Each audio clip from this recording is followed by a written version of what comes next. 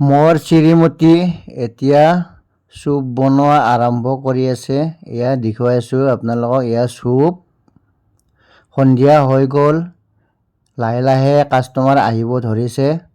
এনেকৈ সদায় ম'ম' খাবলৈ কাষ্টমাৰ আহে। এইখন হ'ল মোৰ ম'মৰ দোকান। হাই ফ্ৰেণ্ড, এইখন হ'ল মোৰ ম'মৰ দোকান। শ্ৰীমতী মই আহিছোঁ দোকান খুলিব।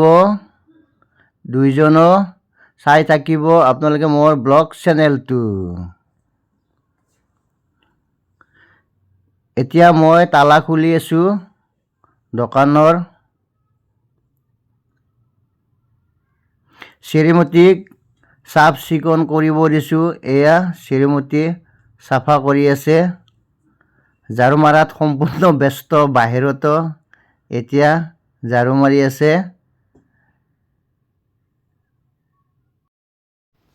এতিয়া মই শ্ৰীমতীক পানীৰে ভালদৰে চাফা কৰিব দিছোঁ টেবুলবিলাক। আপোনালোকক দেখুৱাই আছোঁ। শ্ৰীমতী এতিয়া বাহিৰত পানী ছিটাই আছে। যিহেতু দোকান খুলিছোঁ আমি, এতিয়া মই ম'ম' লৈ আনিলোঁ।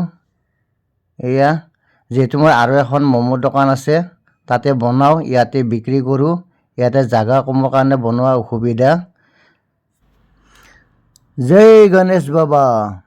গণেশ বাবাৰ নাম লৈ মই গেছটো জ্বলাই দিলোঁ।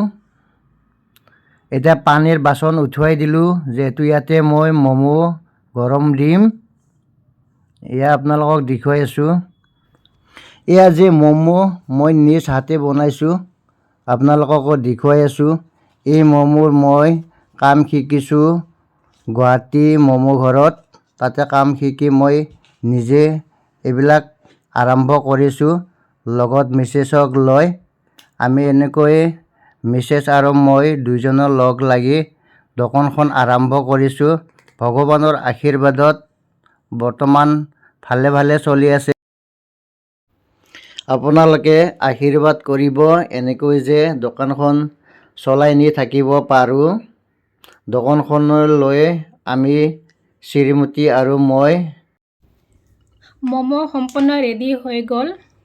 এতিয়া আমাৰ এখেতে ভিতৰত আছে। এইয়া দেখুৱাইছোঁ আপোনালোকক। নমস্কাৰ। এতিয়া সন্ধিয়া হ'ব ধৰিলে, কাষ্টমাৰবোৰ আহিব ধৰিছে লাহে লাহেকৈ। এইফালে আপোনালোকক মই দেখুৱাই আছোঁ বাহিৰৰ পৰাই কাষ্টমাৰবোৰক। ইফালে কাষ্টমাৰবোৰে বহিব খাই আছে ম'ম'। আপোনালোকক মই দেখুৱাই আছোঁ ভিতৰৰ পৰাই।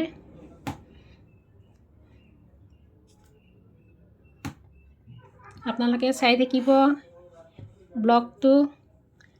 এয়া ইফালে দেখুৱাই আছোঁ আপোনালোকক বাহিৰৰ পৰাই আমাৰ দোকানখন।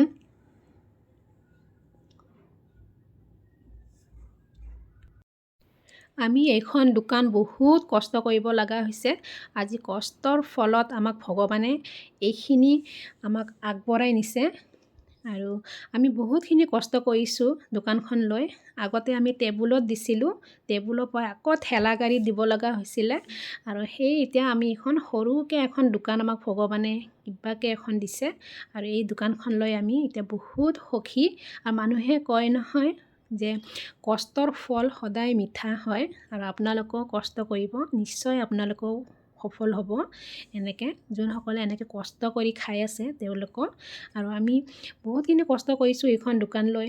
তেতিয়া মোৰ ল'ৰাও সৰু আছিলে তেনেকৈ এতিয়া ভগৱানে আমাক বহুতখিনি সুখ দিছে। মই হাজবেণ্ডৰ লগত মই সমানকৈ থিয়া দি পেলাই কষ্ট কৰিছোঁ। আজি মই ইমানখিনি কষ্ট কৰিছোঁ কাৰণে আজি এই দোকানখন লৈ আমি নিজে পৰিয়ালটো আমি চলি যাই থাকিব পাৰিছোঁ। আৰু আপোনালোকৰ ভিডিঅ'বোৰ যদি চাই ভাল লাগিলে তেতিয়াহ'লে আপোনালোকে লাইক, শ্বেয়াৰ, কমেণ্ট কৰিব। আৰু যোনসকলে দিনেশ বড়ো ব্লগত নতুনকৈ আহিছে তেওঁলোকে ছাবস্ক্ৰাইব কৰি ল'ব আৰু বেল আইকনটো টিপি দিব। এইখিনিতে বাই বাই।